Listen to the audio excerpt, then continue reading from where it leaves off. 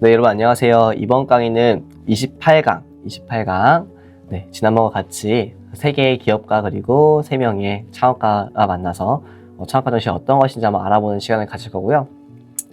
그래서 각각의 대표들이 어떻게 창업을 했고, 그리고 어떤 아이템을 하고 있는지, 그리고 거기서 나오는 창업가 정신은 무엇인지 한번 알아보도록 해보겠습니다.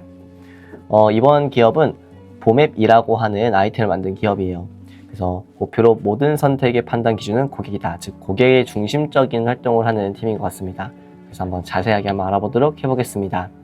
보맵은 창업가 정신을 이렇게 생각했다고 합니다. 생각에 그치는 사람이 아니라 실행을 하는 사람. 즉 창업가라고 하는 것들은 앞서서 정의에도 나왔던 이야기긴 한데요. 생각하는 사람이 아니라 무언가를 직접 진행을 하고 실행하는 사람. 그리고 앞선 수많은 창업가 분들께서도 마찬가지로 작은 실행이라도 무언가를 하는 것, 이런 것들 말씀해 주신 것처럼 여기는 보맵의 대표님도 마찬가지로 실행을 하는 사람이라고 말씀하셨습니다. 이 보맵이라고 하는 보맵을 창업한 팀은 어떤 팀인지 한번 알아보도록 해볼게요. 일단 보험의 새로운 가치와 경험을 제공하는 이 보맵의 대표 유준우 대표에 대한 이야기를 한번 들어보도록 해보겠습니다. 보맵은 보험의 정보를 비대칭으로 해결해주는 인슈어테크 플랫폼으로서 고객은 보맵의 앱을 통해서 마이데이터를 기반으로 가입한 모든 보험 내역을 확인할 수 있고, 또한 정보와 건강, 건진, 데이터를 결합해서 보맵 보장 분석 엔진을 통해서 불필요한 보험을 줄이거나 꼭 필요한 보장에 대해서는 AI 분석도 받을 수 있어서 보험 가입 및 또는 보험을 청구하는 등의 서비스를 진행할 때 비대면을 진행할 수 있습니다. 이렇듯이 보맵은 연간 수임보험료가 기준으로 200조 원이 넘는 국내 보험 시장의 데이터와 디지털 기술을 통해서 혁신적인 경험을 바탕으로 국내를 넘어 글로벌까지 이제 시장을 진출하려고 하는 준비를 하고 있는 회사라고 보시면 될 것 같아요. 이런 보맵을 이제 창업하게 된 류준우 대표는 과연 어떻게 창업을 하게 되었을까요? 그래서 학부생 시절에 목표가 미국 보험 계리사가 되어서 글로벌 보험사의 대표가 되는 꿈을 갖고 있었대요. 그래서 그 첫 경력을 시작으로 서울 보증보험에 입사하게 되었는데 직장으로 사는 삶이 생각보다 그렇게 동기부여나 보상, 자유로움을 주기에는 조금 한계가 있었나 봅니다. 그래서 하루하루를 좀 안주해하고 있는 삶을 살고 있다가 자신에 대한 불안과 불만을 해소하고자 아무런 준비 없이 퇴사를 하게 되었고, 당시 미국에서는 그 화제였지만 국내에서는 아직 도출하고 있지 않았던 그 플레이가 없었던 이유만으로 조금 컵케이크 사업에 도전을 시작하게 되었고, 이 베이커리에 대한 기본 지식도 없는 대표가 함께 고민을 실행한 인재들도 약간 온라인 아닌 오프라인 사업을 한다는 것 자체가 사업시장 규모를 키우는 것에 대한 어려움이 많았다고 해요. 그래서 결국엔 좀 창업이라고 하는 것이 잘할 수 있다, 잘할 수 있는 것인지를 조금 의구심을 갖게 되었고, 이후에 혼자가 아닌 팀을 빠르게 이제 만들어서 이제 이것저것 많은 것들을 디지털 세상으로 할 수 있는 것들을 이제 아이디어를 많이 생각해 본다 봅니다. 그렇게 생각해 보다가 이제 일괄 시장이 보험업과 보험 시장이고, 그리고 보험사 내부에 또 보험 소비자로서의 경험한 보험 시장의 문제점, 즉 공급자 중심으로 돌아가고 있는 정보의 비대칭이 만연한 보험 시장에 디지털과 데이터를 통해서 소비자 중심으로 혁신해 보자는 미션을 가지게 되었고요. 그럼으로 통해서 보험 본질인 우리에게 갑자기 닥치는 리스크에 대비하기 위한 최소한의 안정장치를 소비자가 좀 더 안정적인 보험 생활을 누릴 수 있도록 만들어보자 라고 하는 사명감에 본 사업자인 보맵을 만들게 되었다고 해요. 이렇게 이 보맵이라고 하는 앱을 만들면서 몇 가지 사건이 있었다고 합니다. 스타트업들은 어떤 절벽에서 뛰어내려서 추락하는 와중에도 비행기를 조립하는 인류가 같다라고 이제 한 링크드인의 공동 창업자인 리드 호프만이 이제 말처럼 보맵 역시 지금껏 다양한 사건 사고의 연속으로 성장하고 있지만 보맵에서의 첫 사건은 창업하고 6개월 만에 발생했었다고 해요.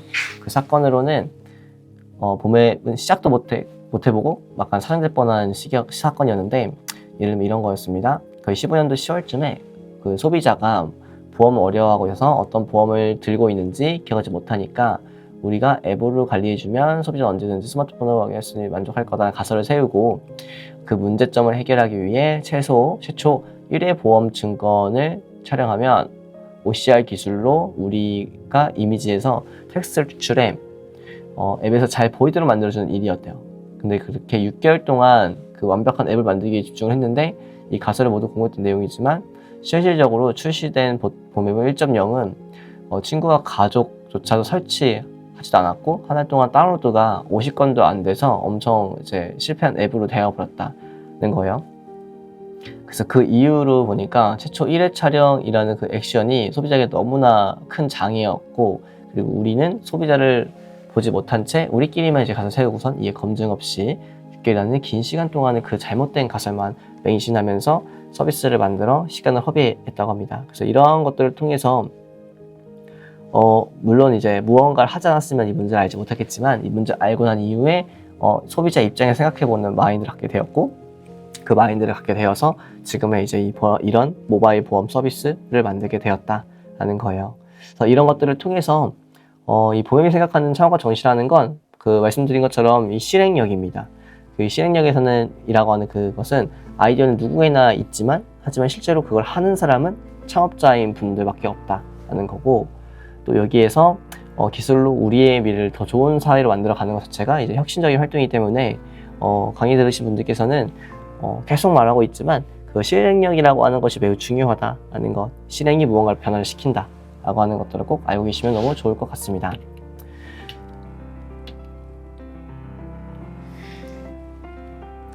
다음으로는 보이드팀이라고 하는 회사의 한번 이야기를 한번 들어볼 건데요. 먼저 이 보이드팀이라고 하는 회사는 자신의 모든 것을 걸고 몰입을 해야 하는, 즉 몰입의 중요성을 조금 강조한 팀이고요. 창업가 정신으로 직원들에게도 일단 사직하고 실수는 나중에 걱정되니까 무조건 추진, 한마디로 앞선 팀과 똑같이 뭔가를 해라 라는 거예요. 추진해라. 그러니까 한마디로 그 무언가에 대비해놓고 뭔가 전략을 짜가지고 하는 게 아니라 그냥 일단 해봐라 라는 것 같습니다. 이 팀에 운영하고 있는 이 김민지 대표님에 대한 이야기도 한번 들어보도록 해볼게요. 먼저 간단하게 소개를 한번 해보겠습니다. 이 B2B 그 SaaS 장애인 재택근무 관리 솔루션을 만들고 있는 그 기업 보이드팀이라고 하는 곳은 2018년도 1월에 창업을 하였고 올해 이제 한 7년 차가 되었어요. 그래서 본사는 부산에 있지만 서울에서 서초에 사무실이 있어서 매주 부산까지 오가게 되는 그 경영과 어떤 외부 미팅으로 바쁜 하루를 보내고 있는 팀입니다. 이 팀의 주요 아이템은 장애인 특화 재택근무 시스템을 개발해서 장애인의 고용을 도와주는 스타트업인데요. 기업에게는 재택근무 시스템을 제공해서 장애인 채용과 근태 관리를 편하게 해주고, 채용된 장애인 근로자들은 이 시스템을 활용해서 재택근무 시스템을 통해서 업무에 집중할 수 있는 환경을 잘 만들어준다는 거예요. 그래서 기본적으로 ERP 기능은 물론이고 장애인 특화는 웹 접근 가능성이 강화되어 있어서 기존 재택근무 플랫폼과 차별화를 주었고, 기업으로부터 시스템 이용료를 받고 있어서 다양한 수익 모델이 있는 곳입니다. 그래서 18년도에 1월에 설립 이후에 1년 동안에 이어갈 플랫폼인 플립이라고 하는 것을 기획하고 개발하였고, 출시한 이후에 19년도에는 그 부스타락 엑셀러레이팅 창업전 사업의 대상, 부산지방주도결자 엑셀러레이팅 기반 어떤 사업의 대상 등등 다양한 이제 부분에서의 수상을 하게 되었는데, 이 수상 이후에도 이런 시스템들의 어떤 성과를 보여주게 되면서 잘 커오고 있는 회사입니다. 이 회사가 그러면 어떻게 창업을 하게 되었을지 한번 보도록 해보겠습니다. 그 어렸을 때부터 이 대표님 같은 경우에는 이제 부모님 따라가지고 봉사활동을 많이 다녔다고 합니다. 특히 이제 점자도서관, 그 시각장애인들과 함께 다니는 곳에 이제 많이 갔기 때문에 많이 친하게 지냈다고 하는데요. 그래서 장애에 대한 벽이 별로 없었고 그분들이 항상 어떤 자활이라고 하는 걱정을 하는 것을 알게 되었다고 해요. 그래서 이후에 불의의 사고로 장애인이 된 친구와의 취업과 자립을 좀 지켜보면서 장애인 구직을 원하는 기업과 취업을 희망하는 장애인의 중간다리 역할을 하면 좋겠다라고 막연하게 생각을 하게 됐고, 그러다가 창업 이전에 IT 기업에서 근무하면서 투자 유치 및 기업 제휴로 만났던 다양한 기업 대표님들과 대화하며 장애인의 고용 부담금과 장애인 채용 문제에 대해서 깊이 인식하게 되었다고 해요. 장애인 고용 부담금이 기업의 엄청난 부담이지만 어려운 문제로 장애인 채용보다는 부담금을 선택하는 기업들이 많이 있었고, 그 틈을 해결해 줄 수 있는 시스템을 만들면 좋겠다라고 생각하면서 장애인 영역부터 먼저 집중해서 서로가 윈윈하는 솔루션을 만들게 되었다고 해요. 그게 바로 지금의 이제 그 B2B 사스 장애인 재택근무 관리 솔루션입니다. 이런 활동을 통해서 아마도 그 활동하다 보면은 많이 이제 좋은 점들이 있을 텐데, 흔히 장애인이라고 하는 특수한 분야이기 때문에 조금 이제 뭔가 진행하는데 어려움이 많았을 텐데 어떻게 에너지를 얻었는지 한번 들어보면, 일단은 가족한테서 많이 에너지를 받긴 하지만 일단 회사 생활에 온전히 몰두하고 몰입하는 이런 환경 속 안에서에 대한 것들을 통해서 많이 이제 에너지와 영감을 얻었다고 합니다. 그래서 이런 것들을 통해서 창업가 정신을 이제 갖게 되었는데, 여기서 말하는 창업가 정신은 간절함이에요. 그래서 20대 초반의 어린 나이에도 다양한 경험들과 어려움을 겪으면서 꼭 해내야 한다고 하는 간절함으로 이제 가득을 했고, 이런 간절함이 열정과 추진력으로 연결되어서 마음먹은 일은 빠르게 추진해 나갔고요. 그리고 약점을 강점으로 유연하게 변화시킨 능력도 매우 중요하다고 생각을 한다고 해요. 그 다음에 직원들한테도 일단 뭐 시작하고 실수 나중에 고쳐도 되니까 무조건 추진하라고 얘기를 했었고, 여성과 기업가인 저에게 있어서도 때로는 성별이 약점이 되는 여성이라고 무시하는 일부 사람들로 힘들었던 적도 있지만, 이제는 우리 여성 대표님이 강점을 활용해서 상당히 편하고 부드럽게 마음 움직이려고 노력하고 있다고 합니다. 그래서 창업가 정신이라고 하는 건 어떤 특정한 간절함이 있지 않는 이상 하기 힘들다라고 하는 것들을 말해주고 있고요. 이런 간절함 속에서의 혁신은 또 순서를 파견하는 겁니다. 예를 들면 어떤 시장을 개척하기 위해서 뭔가 준비를 잘하고 뭔가 하는 순서가 필요하겠지만, 실적으로는 그것보다는 무조건 먼저 저지르기부터 해야 되고, 저지르고 나서 파기가 되어야 되고, 파기가 되면 다시 시작하고, 거기서 다시 수정하고 시작하고 하는 것들을 반복해서 창조적인 실수를 하는 것들을 이제 많이 반복하게 되면 그것이 혁신이고, 그것이 간절함을 통해서 발현된다면 그게 창업가 정신으로 이루어진다라고 보는 것 같아요. 그래서 여러분들께서도 창업을 준비하고 있을 때 단지 재미삼아 한다는 표현보다는 내가 이걸 하지 않으면 안 돼 라는 마음으로, 그런 간절함의 마음으로 했으면 너무 좋을 것 같습니다. 네, 그렇게 해서 지금도 이 VD팀 같은 경우에는 이런 사회적인 비전을 가지고선 계속 사업을 진행하고 있고요. 아마도 소비자가 어떻게든 간에 일반 소비자가 쓸 수 있는 건 아니기 때문에 많은 어려움이 있긴 하겠지만, 그럼에도 불구하고 팀원들과 잘 좋은 조직 문화를 가지고선 이끌어가고 있는 것 같습니다. 그러면 일단 세 번째 회사를 알아보면, 세 번째 회사는 스푼이에요. 스푼은 어떤 이야기를 하고 있냐면, 성과를 내는 날은 반드시 온다라고 이야기하고 주고 있습니다. 즉, 내가 생각하는 창업 정신은 바로 간절함. 즉, 앞에 있던 대표님은 똑같이 간절함이 있어야지만 우리가 창업을 하는 데 도움이 된다라고 말하시는 것 같아요. 스푼이 어떤 회사인지 한번 알아보도록 해보겠습니다. 일단 스푼이라고 하는 회사는 최혁재 대표님이 운영하는 회사이고, 컴퓨터와 전자기기를 좋아해서 이제 만들게 된 회사인데, 창업 이전에도 여기 대표님은 개발자로 10년 정도 이제 일을 하게 되었고요. 이 스푼이라는 회사를 만들면서 2014년도에 스마트폰 배터리 공유 서비스로 창업을 했었는데, 이거는 이제 많이 적응 못해서 실패하는 경험을 겪고, 16년도에도 실패를 하고 난 다음에 두 번째 이제 서비스인 스푼은 사람들의 이야기로 세상을 연결한다는 목표로 한국을 포함한 여러 국가의 이제 서비스를 제공하고 있다고 해요.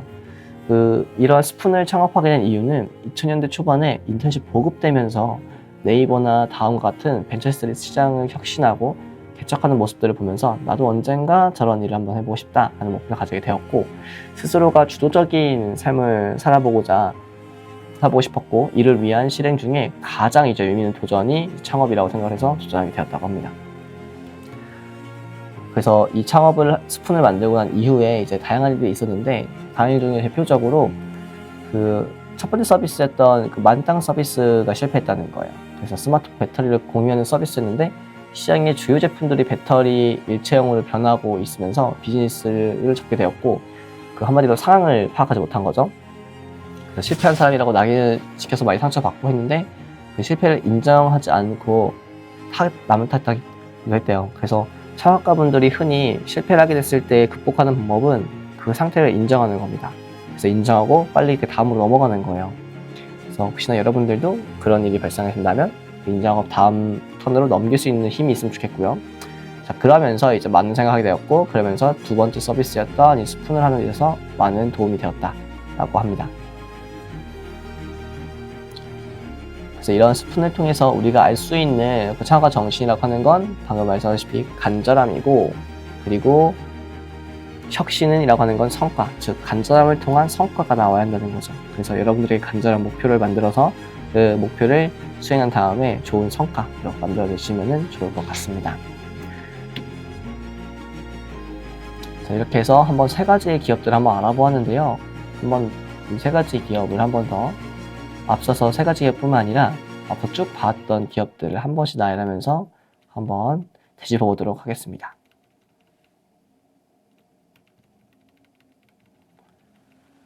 우리 첫 번째 봤던 거는 그 8% 이호준 대표님이셨는데, 자, 8%의 이호준 대표는 창업가 정신을 좋은 아이디어를 가진 사람들이 많지만 이것들을 더 정교하고 최적화하게 추적하고 따뜻한 시선으로 세상을 바라보면서 사업 모델에 집착하는 사람들이 바로 창업가다 라고 말씀을 주셨고요. 21g의 권신구 대표는 실패하더라도 실행을 계속하면서 가설을 입증하고 작은 성취를 반복해서 만들어내는 게 어떤 장기적인 성장이 가능하다. 즉 이런 것들을 하는 게 바로 창업가다 라고 말씀해 주셨고, 닥터나우의 그 장지호 대표는 내가 생각하는 창업가 정신이라고 하는 것에 대해서는 세상을 더 발전적으로 만드는 사람들이 바로 창업가 정신이다 라고 하셨고요.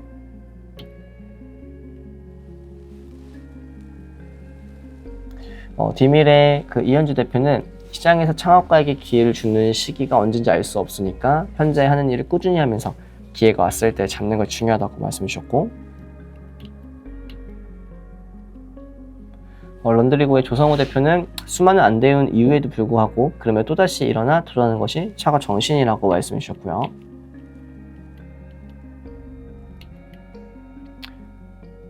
그 랜딧의 김성준 대표는 문제를 발견하고 풀어감으로써 세상에 커다란 영향을 만들어주는 것이 바로 창업가 정신이다 라고 말씀해 주셨고,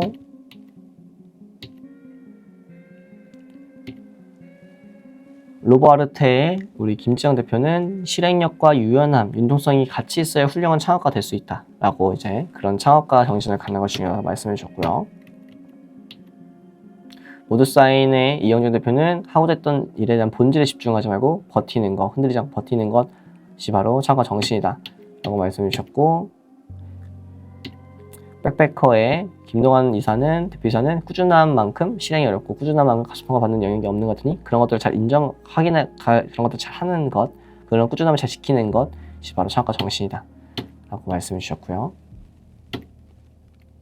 그 다음에 봄앱의 류준호 대표는 어떤 생각에 그치는 사람이 아니라 실행하는 사람이라고 말해서 실행력에 대한 것들,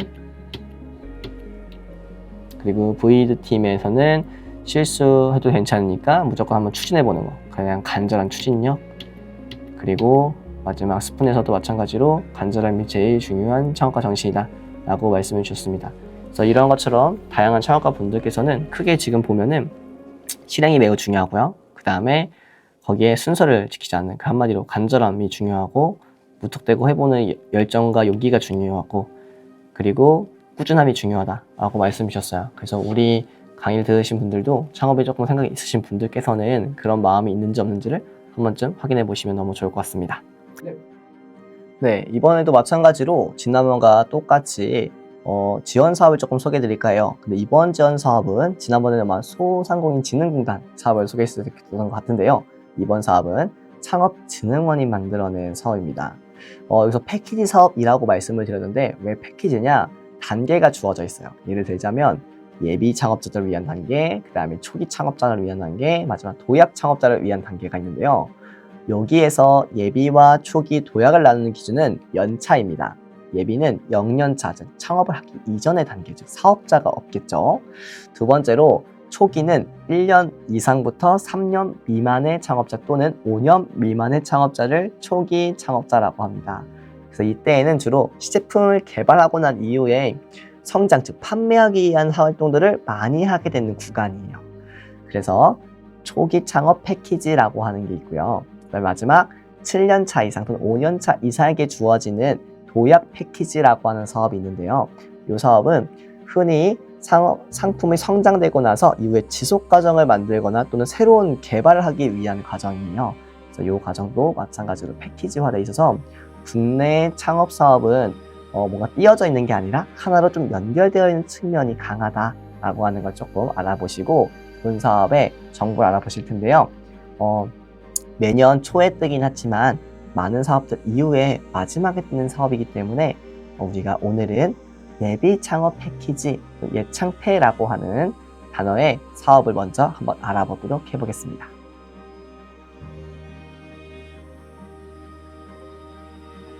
자, 보시는 것처럼 예비 창업 패키지에 관련된 내용입니다. 자, 예비 창업 패키지라고 하는 것들은 어떤 목적이 있느냐? 자, 혁신적인 기술과 사업 모델을 보유한 예비 창업자의 성공 창업을 지원하여 양질의 일자리를 창출한다. 즉, 내가 단순하게 예비 창업자에서 무직이겠죠, 그렇죠? 무직인 상태에서 혁신적 기술, 그러니까 과학을 담는 혁신적 기술과 그걸 활용한 수익 모델, 운영 모델을 보유하고 있었던 예비 창업자가 있는 거예요. 그 창업자에게 사업자가 될 수 있는 일자리를 만들어주는 기회를 만들어주는 사업이다 라고 보시면 될 것 같고요. 앞선 다른 것과 다르게 좀 큽니다. 사업화 자금이 최대 1억까지 주어지는 사업이고요. 본 사업도 마찬가지로 자금과 그리고 교육 프로그램을 연계해서 보다 역량 강화할 수 있는 사업으로 좀 성장할 수 있도록 하고 있습니다. 본 선장 규모는 930명 내외인데 진짜 엄청나게 많죠. 왜냐면 분야가 조금 여러 개예요. 일반 분야도 몇 종이 있는데 770명, 그리고 특화 분야도 160명 정도로 매우 다양한 어떤 스펙트럼을 만들고 있어서 분야별로 예비 창업자를 따로따로 뽑게 됩니다. 자격은 마찬가지로 사업자를 내지 않았을 때 할 수 있는데요. 여기 보시는 것처럼 공고가 나기 전 1개월 이내에 폐업을 하셔야지만 이 본 사업에 신청할 수 있어서 한마디로 즉 갑자기 예비 창업자가 돼서 할 수 없다는 거예요. 미리미리 준비된 분들만 신청할 수 있다라는 것을 알아보시면 좋을 것 같고요. 여기서 아까 말씀드렸던 것처럼 일반 분야와 다양한 분야들이 있다 말씀드렸는데, 즉 일반 분야는 정보통신, 전기, 전자, 기계, 소재, 바이오, 의료, 에너지, 자원, 화학, 공예, 디자인, 이러한 분야의 지원이 있는데 각각 주관기관이 특성들이 조금 다릅니다. 그래서 잘 보시고 원하는 대학이나 원하는 주관기관을 선택하셔서 신청하시면 좋을 것 같고요. 특화는 총 3가지예요. 여성, 소셜벤처, 사내벤처, 이 3가지 분야인데, 먼저 여성 분야는 혁신적인 기술 창업 아이디어를 보유한 여성 예비 창업자를 말해요. 그래서 즉 꼭 남성 창업자보다는 여성 쪽에 좀 기울어져 있는 부분이고요. 소셜 벤처 분야는 사회적인 문제를 해결하는 경우예요. 즉 사회적 기업이 될 수 있는 벤처 아이디어가 있을 경우에는 소셜 벤처 분야에 지원해 볼 수 있고요. 사내 벤처는 대기업 내에서 내가 분사 창업 기업, 즉 회사 내에서 다른 회사 창업 모델인데 직원이 이제 회사 창업을 하고 싶은 경우에 사내 벤처 분야에 이제 창업 패키지를 지원한다라고 보시면 될 것 같습니다. 자, 지원 제외 대상은 그 밖에 아까 전에 말씀드렸던 것처럼 모든 다른 것들 법적으로 문제가 되지 않는 선에서 있는 사람들이라는 거 미리미리 확인하시면 좋을 것 같아요. 자, 그래서 예비 창업 패키지 같은 경우에는 지원 내용이 다음과 같아요. 다양한 자금들이 있겠지만 시제품 제작 관련된 게 가장 뚜렷하고요. 그 다음에 지재권, 특허를 출원하는 거에 대한 비용으로 많이 사용하시게 됩니다. 등등 다른 것들도 있긴 하지만 주로 그런 쪽으로 많이 활용을 해서 결과물이 시제품이나 또는 시제품이 완성돼서 그걸로 뭔가 안정성을 깨야 하는 것들의 내용으로 많이 잡혀져 있고, 기타 창업 관련된 교육 프로그램을 이수할 수 있도록 해가지고 BM 고도화라든지 MVP 제작이라든지 멘토링이라든지 네트워킹 갖는다든지 이런 것들을 지원을 하고 있으니까 충분히 이 사업을 신청하시게 된다면 예비 창업자로서는 매우 좋은 조건을 이룰 수 있게 되고요. 또 하나는 초기랑 도약도 비슷하게 구조되어 있지만 초기는 아까 말한 성장 궤도예요. 그래서 원래 있던 시제품을 강화해서 성장 궤도를 오를 수 있도록 하는 자금으로 많이 활용이 되고, 도약은 이미 성장이 이미 끝난 상태이기 때문에 다른 아이템으로 바꿀 건지 새로운 아이템이 있는지라고 해서 원래 있던 기업에 대한 역량을 판단해서 지원하게 됩니다. 그래서 이런 점들을 잘 활용하셔서 그 시기를 잘 유념하신 다음에 신청하시면 제일 좋습니다. 기타 그 평가 절차 같은 경우에는 이렇게 되어 있어요. 먼저 요건 검토라는 걸 해요. 이 팀이 자격이 되는지 안 되는지. 간혹 가다가 예비 창업자를 갑자기 내가지고 신청하는 경우도 많고요. 사업자가 실수되는 경우도 많습니다. 그래서 그런 것들에 대한 기준이 명확하기 때문에 대상자를 먼저 확정하게 되고, 그 다음에 서류 평가를 똑같이 해서 2배수 내로 뽑게 되고요. 발표평가를 통해서 하는데 30분 내외로 발표하게 됩니다. 즉 발표할 내용과 질의응답이 동일하거나 동일하지 않을 수 있다는 거죠. 그렇게 해서 최종 선정이 되게 되면 우리 예창패라고 하는 사업에 선정되게 됩니다. 마찬가지로 여기도 가점 단계가 있는데, 이 가점 단계라고 미리 확인하셔가지고 사전에 미리 창업을 하시기 전에 관련된 사업들을 이수하시게 되는 경우도 매우 좋을 것 같아요. 자, 이렇게 보시면 쭉 나와져 있고요. 자, 우선 선정 대상도 있어요. 만약 동점자의 경우에 각각의 사업에서 하신 경우가 먼저 우선적으로 받는다 라는 것도 아시면 좋을 것 같고, 평가 지표도 보시면 문제인식과 실현 가능성, 성장 전략, 팀 구성 있는데, 요건 뭐냐면 사업계획서, 신청 사업계획서의 큰 4가지 항목이에요. 그래서 4가지 항목들이 각각 균등하지 않겠죠. 제가 봤을 때에는 실현 가능성과 성장 전략이 매우 중요하게 요해지고, 그 다음에 팀, 그 다음에 문제인식입니다. 그래서 여러분들이 예창패라고 하는 사업을 내실 때에 똑같습니다. 시제품이 어떻게 개발되어져 왔고 어떻게 만들어질 예정인지 이걸 꼭 명확하게 적어주시면 좋고요. 그 다음에 성장 전략 또한 최대한 해보지 않았지만 최대한 잘 분석하셔가지고 추정을 해보시면 좋고, 그에 맞춰서 내가 할 수 있는지 없는지를 이력을 잘 그 해당 전문 분야 것을 잘 녹여 쓰셔서 보시는 평가위원이거나 투자자들이 이 팀이라면 이런 것들을 할 수 있겠구나 라고 하는 생각이 들 수 있도록 하시면 좋을 것 같아요. 그렇게 최종 선정이 되면 협약을 하시게 되고 수시로 점검을 합니다. 점검 받으시면서 시제품도 완성하시고 좋은 사업의 밑거름을 만드시면 좋을 것 같아요. 자, 이렇게 한번 각 예비창업 패키지에 관련된 내용들도 조금 알아보았어요. 이 예비창업 패키지라고 하는 것들을 잘 보시면서 여러분들에게 좋은 사업의 기회를 창출해 보시면 좋을 것 같습니다. 그럼 오늘 강의를 여기서 마치도록 하겠습니다. 감사합니다.